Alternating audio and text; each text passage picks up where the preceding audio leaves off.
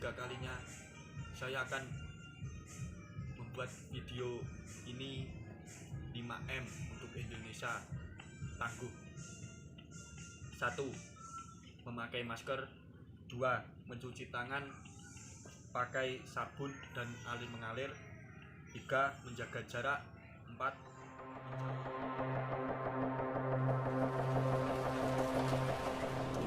Warahmatullahi wabarakatuh.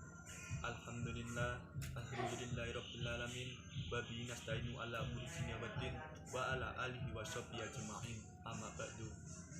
Pertama, marilah kita panjatkan puji syukur kehadiran Allah Subhanahu wa taala yang telah memberi kita nikmat kesehatan dan hidayah.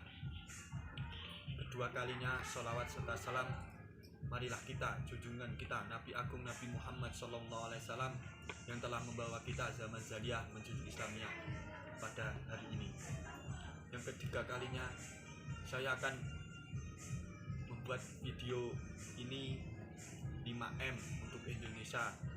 Tangguh. 1. Memakai masker.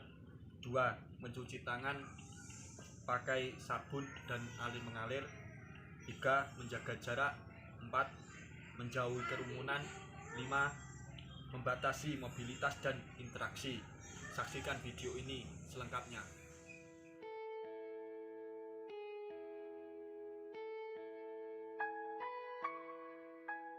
Halo teman-teman, kenalin namaku Juno. Aku mau jelasin nih beberapa hal terbaru dari pandemi ini. Teman-teman tahu tidak, COVID-19 merupakan penyakit menular loh, yang mana sebagian besar orang yang tertular mengalami gejala ringan hingga mematikan.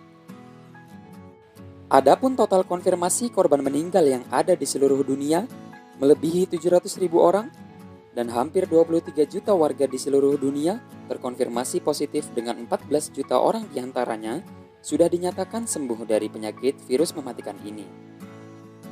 COVID-19 muncul pertama kali pada Desember 2019 di Wuhan, Tiongkok, dan menyebar ke negara lain mulai Januari 2020 dan di Indonesia mengumumkan adanya kasus ini pada Maret 2020. Infeksi COVID-19 dapat menyebar dengan beberapa cara loh teman-teman. Percikan air liur pengidap batuk dan bersin, menyentuh tangan atau wajah orang yang terinfeksi, menyentuh mata, hidung atau mulut setelah memegang barang yang terkena percikan air liur pengidap COVID-19. Dan yang terakhir, tinja atau feses. Sejak awal kemunculannya, virus ini terus berevolusi, dapat dibuktikan dengan gejala-gejala yang ditimbulkannya.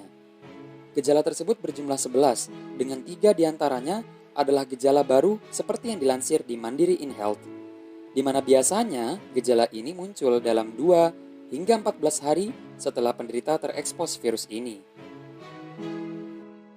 Ada demam atau menggigil, batuk, nafas pendek atau kesulitan bernafas, kelelahan, pegal-pegal atau nyeri otot, sakit kepala, disfungsi indera pengecap dan penciuman, sakit tenggorokan, hidung mampet dan berair, mual atau muntah, dan yang terakhir diare.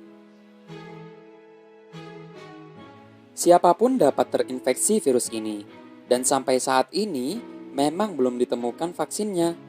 Akan tetapi, ada beberapa pencegahan yang dapat kita lakukan agar tidak terjangkit COVID-19.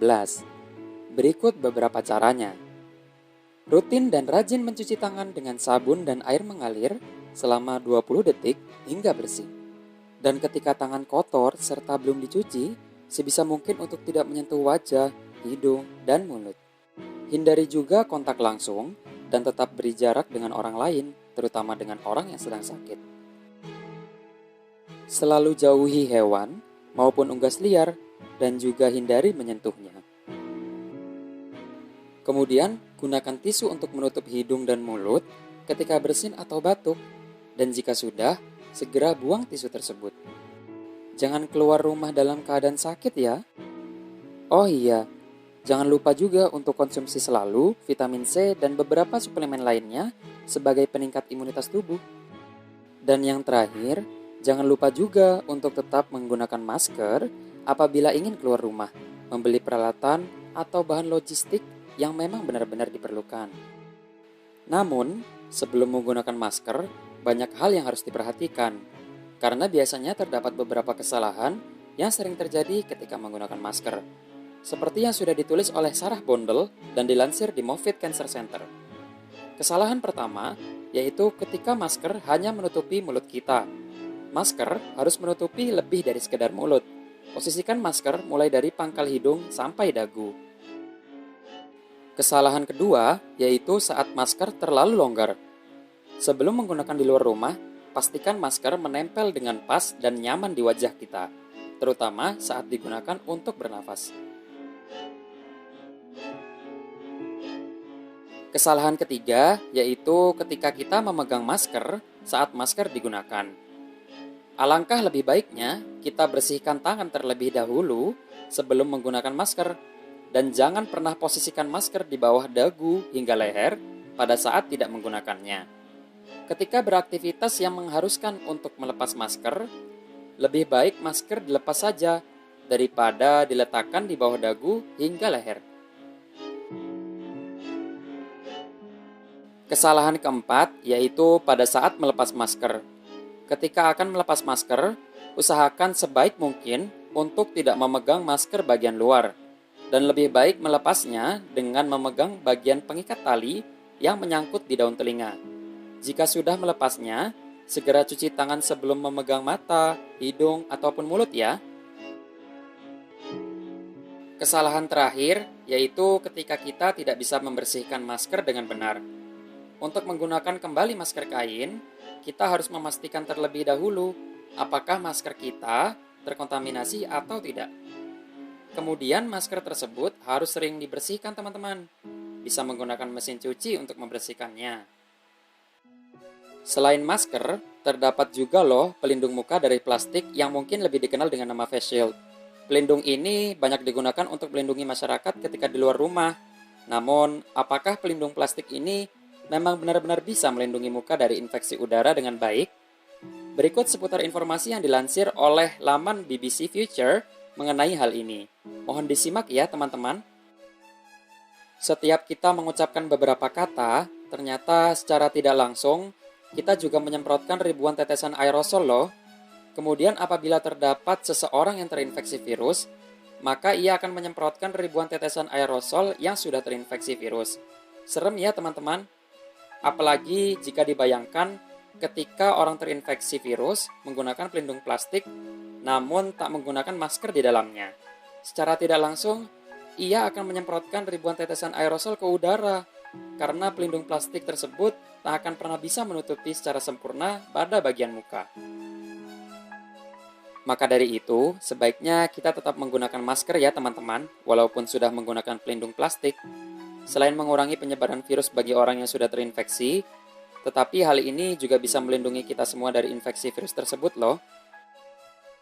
Penjelasan tadi merupakan beberapa hal yang perlu diketahui, dilakukan, serta dihindari selama pandemi ini.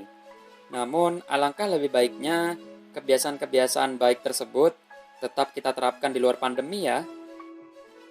Pesan Juno untuk teman-teman, tetap jagalah kesehatan diri kita dan juga ciptakan lingkungan yang sehat, serta tetap berada di rumah aja.